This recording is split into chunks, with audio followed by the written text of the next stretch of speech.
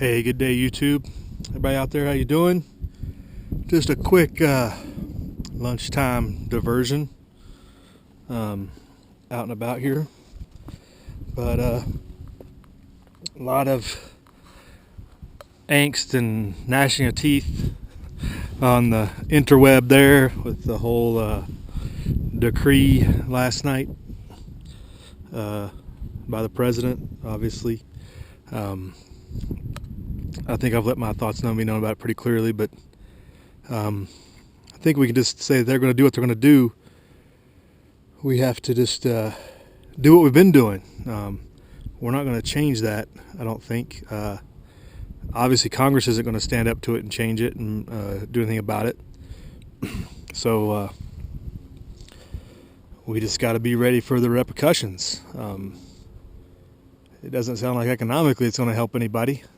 Seeing how there's not enough jobs to go around already and everything, so it is what it is.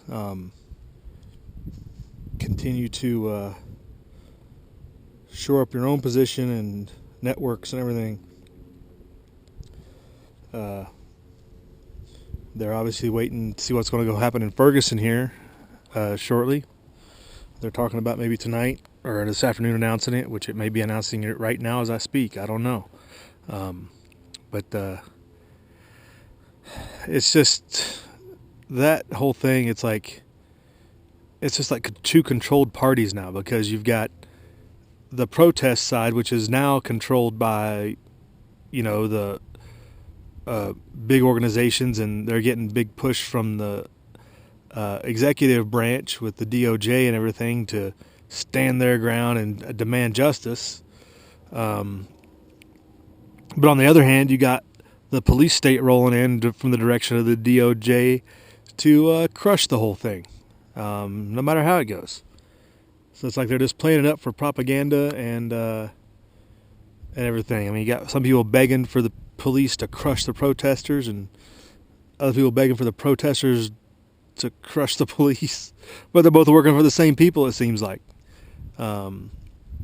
They're just working. It's all promoting the central control, because the family of the was it Darryl Brown?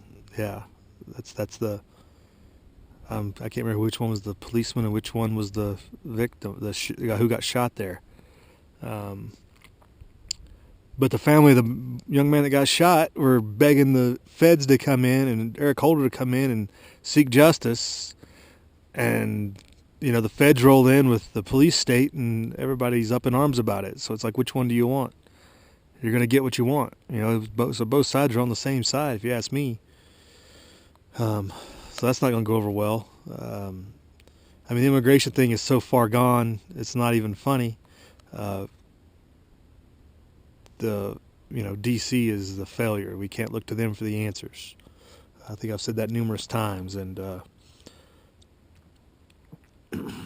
we have our own problems with generational in America with welfare, and that's the problem. That's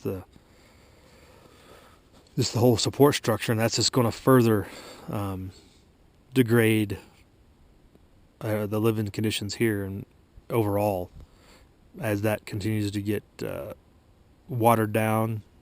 It's not used what it's really intended for. People who really need it, people who do need it, have a harder time getting it because there is such a demand and paperwork backlog, et cetera, et cetera. And the same with immigrants, that your doctor from India has a backlog of paperwork to get through, while yet 5 million people just get a pass, essentially.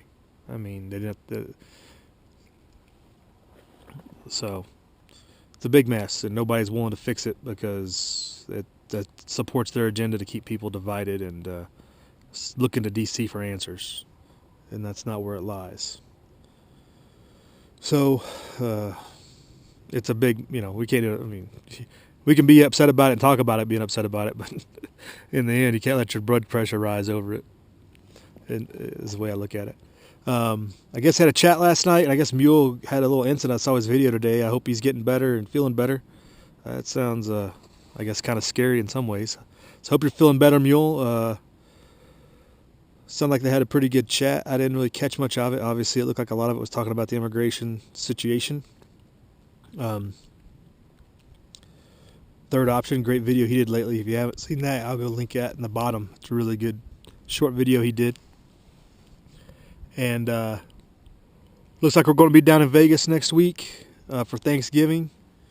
And we'll do some video. We're trying to go out and scout the areas that this BLM resolution is supposedly going to restrict access to, and kind of put our heads together with some of the locals down there, see what they're thinking, and see what happens. I think Wild Iron's going to be down there with his casa, and we'll obviously meet up with Tactical Tony, and maybe we'll see some Rebel Solutions as well. But obviously we've had the weather come in here. We're supposed to be getting more snow in the mountains tonight. We haven't gotten any snow down here in the lower elevations yet, but you can see the clouds. Their lenticulars are pretty wind blown, so the winds are coming up pretty high over the mountains, giving the clouds some of this shape. So that's pretty cool. Winter's coming in pretty. It's not like the East Coast, that's for sure, though. I mean, it's been winter-like, but not like out there. So we definitely got it coming. So if you haven't prepared yet for the winter, definitely get to it. I haven't put up many winter videos this year. I was wanting to do a series on sleep system and clothing or something, but I just haven't got around to it, like a lot of things. So hopefully get an update from Southern Nevada next week and our whole BLM land grab situation. Everybody in the vicinity of St. Louis, be safe. Everybody on the Green Dragon, thanks for all your support and coming by, starting up the Dragon back on Tuesday. So y'all just be safe out there. Continue to prep and prepare yourself, both mentally and physically, and support-wise. And we'll talk at you later. We're out here. Live free.